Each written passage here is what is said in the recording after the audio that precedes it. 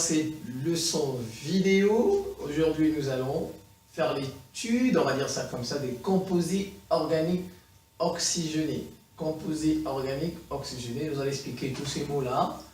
Alors, ce sera, on va dire ça, autour de plusieurs vidéos parce que les composés organiques oxygénés, c'est beaucoup, on va dire ça, c'est long. Alors, donc, on va faire une série de vidéos là-dessus.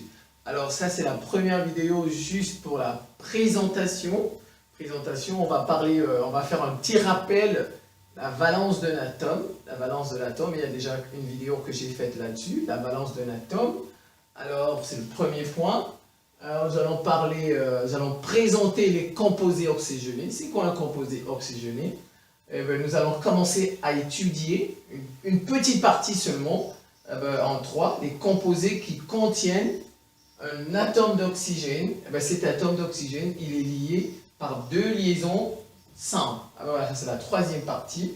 Et là, dans la troisième partie, on va parler de la famille des alcools.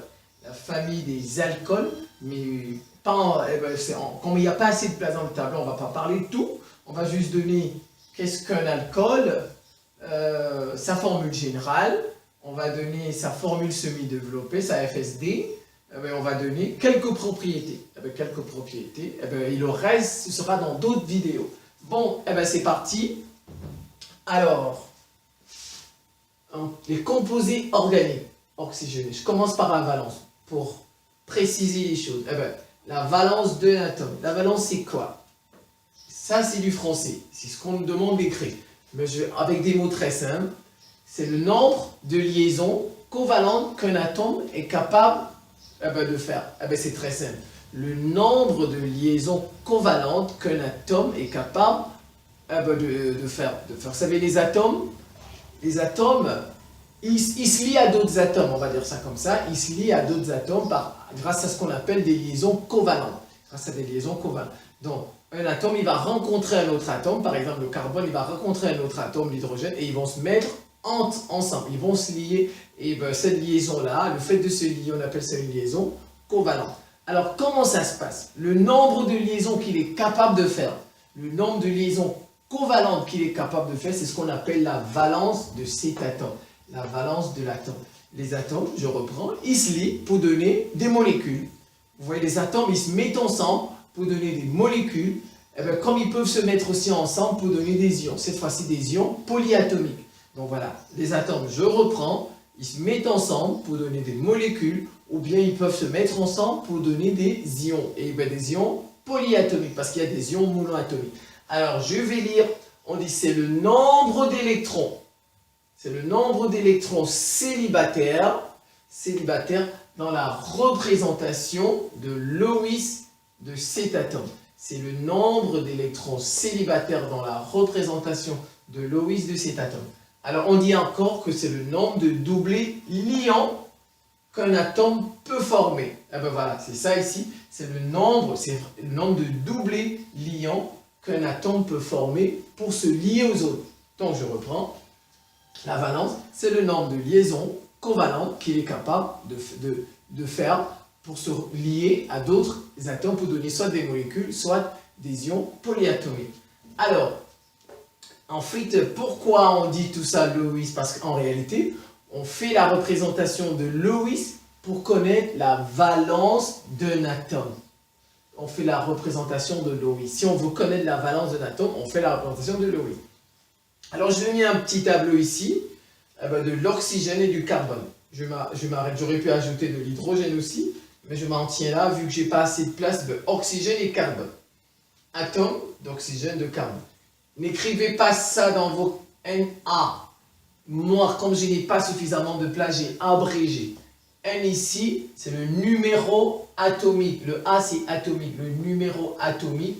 Et le numéro atomique en chimie, ça se note Z. Z, ça veut dire c'est le nombre de protons. Le nombre de protons dans cet atome. Donc, le numéro atomique, c'est noté Z. Donc, vous écrivez tout ça, numéro atomique. Vous n'avez pas écrit dans un exercice Na. Non, ça, moi, je l'ai écrit parce que je n'ai pas de place. Mais Z, c'est ça. Lui, le nombre de protons, ça se note Z. Voilà, donc ça, c'est le numéro atomique, entre parenthèses Z. Fe, vu que j'ai mis formule électronique ou bien structure électronique d'un atome. La formule électronique d'un atome, eh bien, le RL, c'est la représentation de Lewis, RL, représentation de Lewis et la valence. Très bien. Je passe par l'oxygène. L'oxygène, si vous prenez le tableau périodique, la classification périodique des éléments chimiques, vous allez voir que lui, son Z, c'est 8. Ça veut dire qu'il a 8 protons dans son noyau. Il a 8 protons dans son noyau. Eh bien, vous savez très bien que le nombre de protons étant égal au nombre d'électrons. Donc, on va dire qu'il a 8 électrons. Voilà, on peut le dire. Eh bien, voilà. Donc, mais le Z ici, c'est pour le nombre de protons. Mais au sein d'un atome, le nombre de protons est égal au nombre d'électrons. Donc, je vais dire que l'oxygène, il a 8 électrons. Très bien. Vous faites sa représentation, sa structure électronique. On appelle ça sa structure électronique ou sa formule électronique. Ça, c'est les nombres de couches. Il y a une vidéo sur les couches électroniques. Ça, on répartit K, 2 électrons, L, 6 électrons. Comment appelle-t-on K, L, autant pour moi? Ça, c'est la dernière couche ou bien la couche externe. On dit encore la couche de valence. C'est celle-là qui est très importante, la dernière couche, ou la couche externe ou la couche de valence. C'est à partir d'elle qu'on va faire la représentation de Lewis et c'est à partir d'elle qu'on va donner la valence d'un atome. Donc, je vous reprends. Il y a une vidéo sur Lewis, il y a une vidéo sur les formules électroniques, bien les structures électroniques d'un atome qu'on voit en seconde. Et ben voilà, donc je reprends. K, c'est la couche, c'est une couche. Eh bien, sur cette couche, on peut y mettre 2 électrons, pas plus. Eh bien, ensuite, c'est L. Vu que c'est 8, on repartit, donc il va rester 6. L, 6 électrons. Dernière couche, ou couche externe, encore appelée couche de valence. Alors, je fais mon Lewis. Je prends le symbole de l'oxygène, c'est O. Son symbole, c'est O. Je le mets. Eh bien, je commence à répartir. C'est parti. Alors, je vais répartir les 6 électrons sur l'oxygène. Je commence ici. Un électron, les électrons, on va dire, sont représentés par des points, les électrons célibataires. Un électron, deuxième, troisième, quatrième. Je suis en train de faire la représentation de Lewis. Donc voilà, 4, 5, ici, et 6. Voilà, j'ai réparti, on va dire comme ça, les 6 électrons de la couche externe sur le symbole. Maintenant, je peux les barrer. Je mets un trait. Et bien voilà, je fais un trait. Voilà. Vous voyez, voilà ce que ça m'a donné. Et bien voilà. Ceux-ci sont seuls. Ça, on les appelle des doublés non liants. Ils ne vont pas se lier. Non liants veut dire qu'ils ne vont pas se lier à d'autres atomes. Mais regardez, l'oxygène maintenant, c'est avec ces électrons qu'il va se lier à d'autres électrons, à d'autres atomes. C'est avec, on dit les électrons célibataires. Regardez, qui sont seuls. Alors maintenant, ils vont rechercher d'autres électrons dans d'autres atomes. Et ils vont faire ce qu'on appelle des liaisons covalentes. Donc vous voyez, il en reste 2. Donc en fait, l'oxygène, sa valence, c'est 2. Vous voyez, sa valence, c'est 2. Il peut faire 2 liaisons. Vous voyez, c'est ça, il peut faire 2 liaisons parce que sa valence, on dit qu'il est divalent. Quand on peut faire 2 liaisons covalentes, on dit qu'on est un électron. Je reprends un électron, 2 électrons. C'est avec ces 2 électrons que cet atome d'oxygène va se lier à d'autres atomes. Et bien voilà, pour former soit une molécule, soit des ions polyatomiques. Alors donc, vous voyez, il en reste 2. On dit qu'il va faire sa valence, c'est 2. Il est capable de faire 2 liaisons covalentes. Voilà, donc voilà, et on dit qu'il est divalent. Il y a une leçon sur les liaisons covalentes, voilà. Donc je passe au carbone. Le carbone, classification périodique, le tableau là que vous connaissez très bien derrière les livres, c'est 6. Son Z, c'est 6. Donc il va dire qu'il a 6 protons, et par conséquent, il a 6 électrons. Alors je fais sa répartition, sa structure électronique ou bien sa formule électronique, K2, L4. L4, donc il a 4 électrons sur sa couche externe. Je vais les répartir. 1, 2, 3, 4. Et bien voilà, vous voyez, ça c'est la représentation de Lewis du carbone. 1, 2, 3, 4.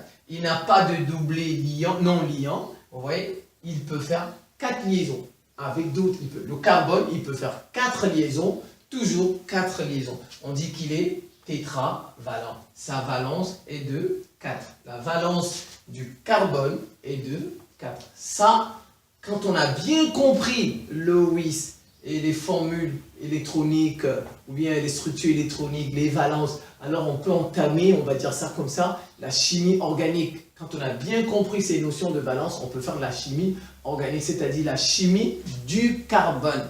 Organique veut dire du carbone. Donc on passe composé oxygéné. C'est quoi? Ce sont des molécules organiques. J'explique le mot organique veut dire, ça vient de carbone. Ça veut dire ce sont des molécules qui contiennent l'élément carbone. Voilà, quand vous entendez parler de la chimie organique, en fait c'est la chimie du carbone.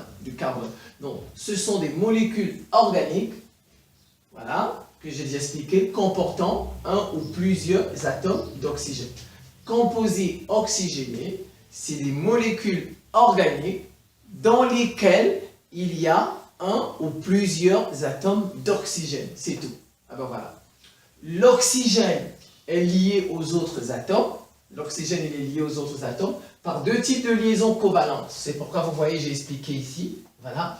Il est par 2 types de liaisons covalentes. L'oxygène, il peut faire 2 liaisons simples. Voilà, une liaison, 2 liaisons. Par exemple, il aura, par exemple, si c'est la molécule d'eau, par exemple, c'est H2O. Donc, vous voyez, il y aura un H ici et un H ici. H2O. Vous voyez, que vous connaissez très bien. H2O. Vous voyez, il a 2 liaisons. Il s'est lié à 2 atomes d'hydrogène. Voilà, ça, c'est juste un exemple. L'oxygène, il peut faire une liaison d'eau. Il peut faire comme ça. Donc, il n'y a rien ici. Les 2 sont par ici, ou bien les 2 sont par là. Voilà. 2 par ici, ou bien tout simplement les 2 par ici. C'est la même chose, ça revient au même.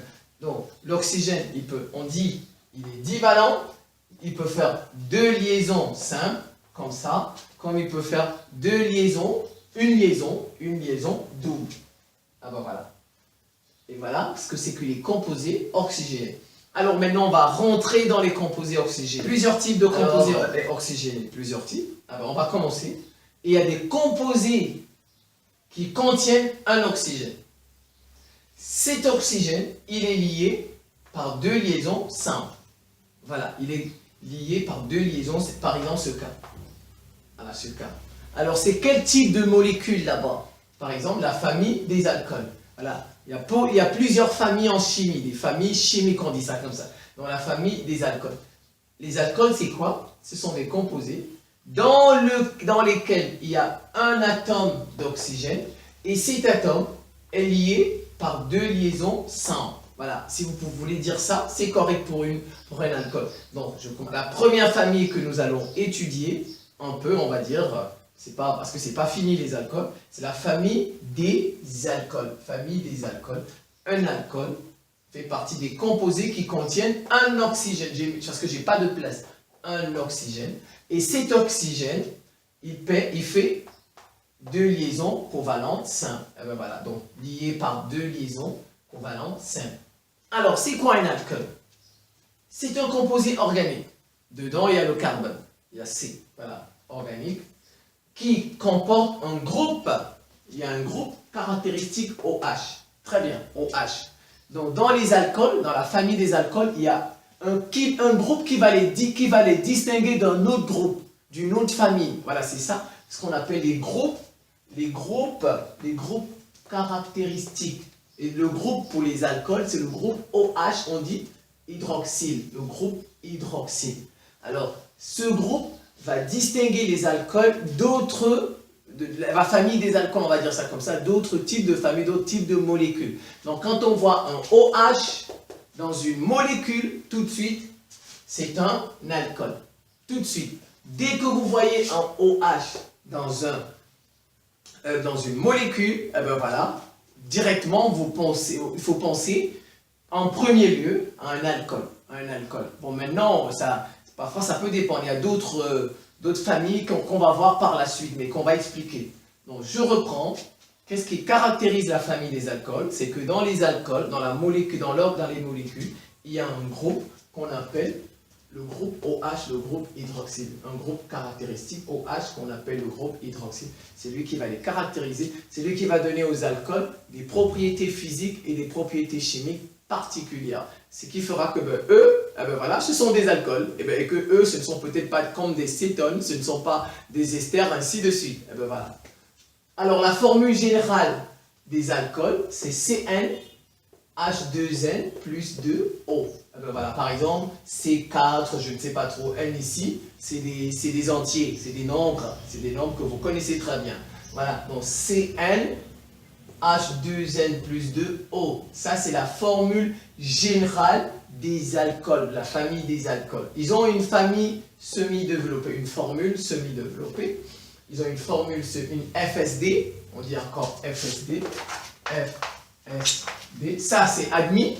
Voilà, c'est admis. Vous pouvez dire une FSD, vous pouvez écrire FSD. Ça veut dire formule semi-développée. Alors, la formule semi-développée des alcools, c'est ROH. Et le R, c'est OH. C'est le groupe caractéristique, c'est le groupe hydroxyle. Le R, on dit c'est le radical alkyle. On va préciser ça dans les prochaines vidéos quand on va véritablement étudier les alcools. Donc, vous retenez ça comme ça, que la formule semi-développée, c'est ROH. Le tiré là, c'est la liaison. Voilà, c'est la liaison. Donc ROH. Le R, c'est quoi? C'est le radical alkyle. Radical alkyle. Alors, les alcools ont des propriétés. Les propriétés. Aucun alcool n'est gazeux à température ordinaire. La température que nous avons présentement là, on dit c'est une température ordinaire. Un alcool ne peut pas être un gaz, il ne peut pas devenir gazeux, il ne peut pas changer d'état pour devenir un gaz à cette température, la température dans laquelle je suis présentement. C'est ce qu'on appelle une température ordinaire. Donc je reprends, aucun alcool n'est gazeux, donc c'est-à-dire il va changer d'état pour devenir du gaz à température ordinaire. Donc on dit, ils sont liquides ou solides, les alcools, selon leur M. J'ai pas de place, donc j'ai masse molaire, c'est selon leur masse molaire. Selon leur masse molaire, les alcools seront soit liquides, soit solides. Ça dépend aussi de la position de OH dans la molécule. Donc, et la position de OH dans la molécule. Je reprends. Ça, c'est les propriétés de la famille des alcools. On dit les propriétés des alcools. Première propriété. Aucun alcool ne peut devenir un gaz, ne peut changer d'état à température ordinaire, comme présentement. Voilà, donc un alcool ne peut pas devenir un gaz. Il ne peut pas changer d'état pour devenir un gaz. Lorsque la température est comme celle-là, maintenant la température, on vient. Alors, deuxième propriété, les alcools, ils sont des liquides ou bien des solides. Donc, ils sont liquides ou solides. Donc, ça dépend de leur masse molaire. Voilà, ça dépend de leur masse molaire et ça dépend aussi de la position de OH du groupe hydroxyle dans la molécule. Donc, ils vont devenir soit liquides, soit solides, selon leur masse molaire ou bien selon la position de OH dans la molécule. Voilà les propriétés des alcools. Donc, cette partie, cette première vidéo comme ça sur les composés organiques est à présent terminée. Et à très bientôt pour la suite où certainement, on va développer davantage la famille des alcools. Je vous remercie.